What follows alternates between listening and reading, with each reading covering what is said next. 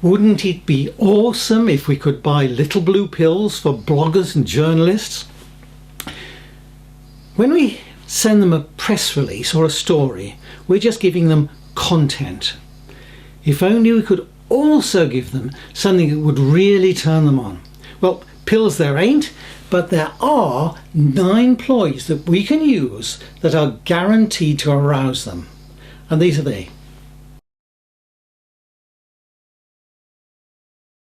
Images. Now, in the past, newspapers looked like this. Today, they look like this. And for very good reason. Images capture the attention, draw the reader into the story. Online or offline, images are everything. So, whenever possible, make sure you provide eye-catching images. But never boring old mugshots unless the person is well known in your industry. Instead, choose something really visual. It is amazing how many press releases with obvious visual opportunities don't provide images.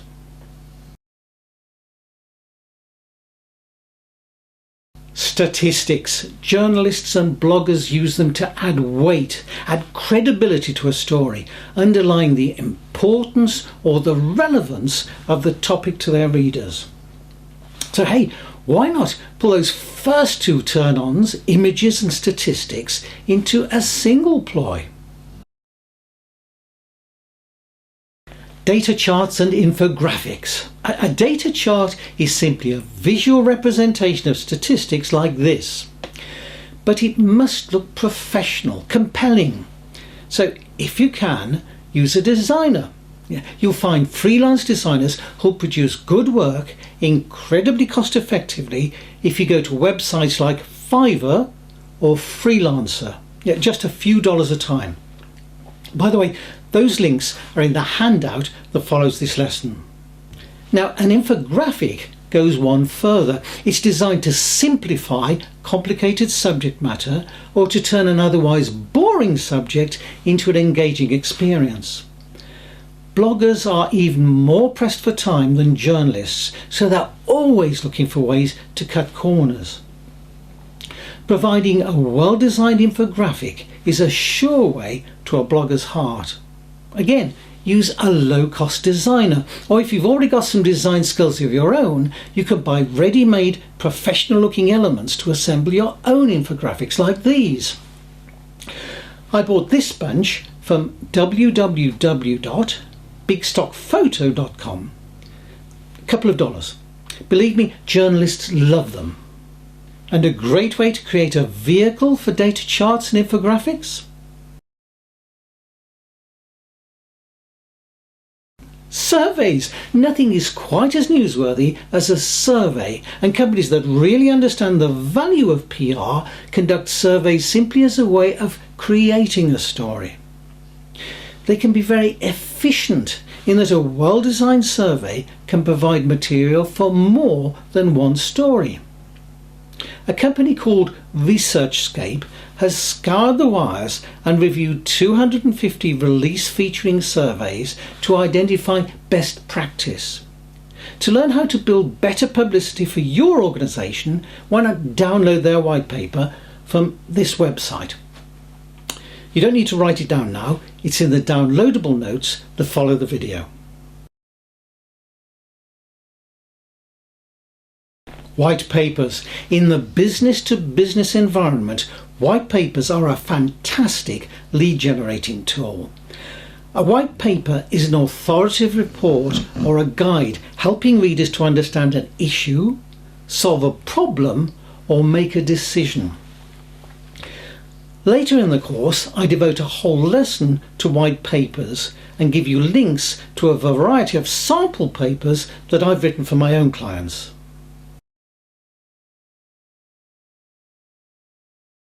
Lists. The media's always had a love affair with lists, especially top 10 lists. 10 ways to kickstart your sustainability efforts.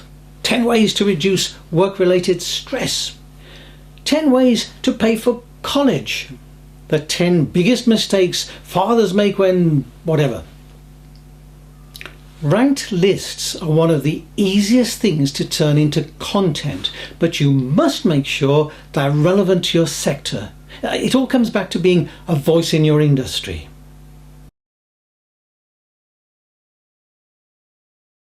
Give them their headline.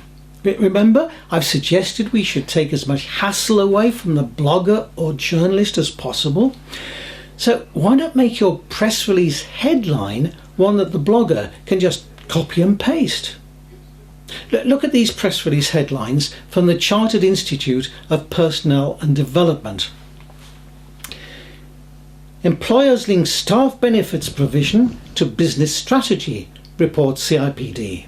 Now, hey, that one was based around a survey, one of our blue pills. Latest figures show that the labour market continues to generate jobs without triggering worries about inflation.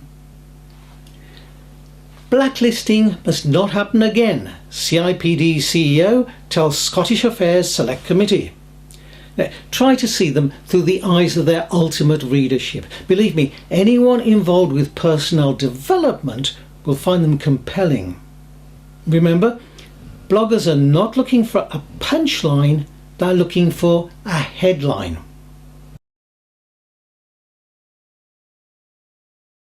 Quotes. Get your CEO, and that includes you if you're a one-man band, to make a spoken statement. The sort of thing that goes in quotation marks. Not the usual boring marketing stuff that almost everyone puts in press releases, puffing at their product or their company. This is an excerpt from a real-life press release announcing a new Chief Information Officer joining the Board of Directors. We've always had a great information technology, open brackets IT, close brackets group, that is very supportive of our needs. As part of our growth strategy, we see technology being a key driver in the implementation of advanced client services, potential new business units, and now is the time to bring a CIO on board to facilitate. Nobody speaks like that, and how did he say the brackets bit? And never use a sentence beginning with, "We're very excited about," "We're excited to announce," "excited to welcome." The only conclusion editors and readers can come to from those sort of comments are what an incredibly dull life you must lead. He gets excited about an office move, a new employee. No, you and your company have expertise in your field, so use it. Make quoted statements that are incisive, really informative. In fact, don't be afraid to be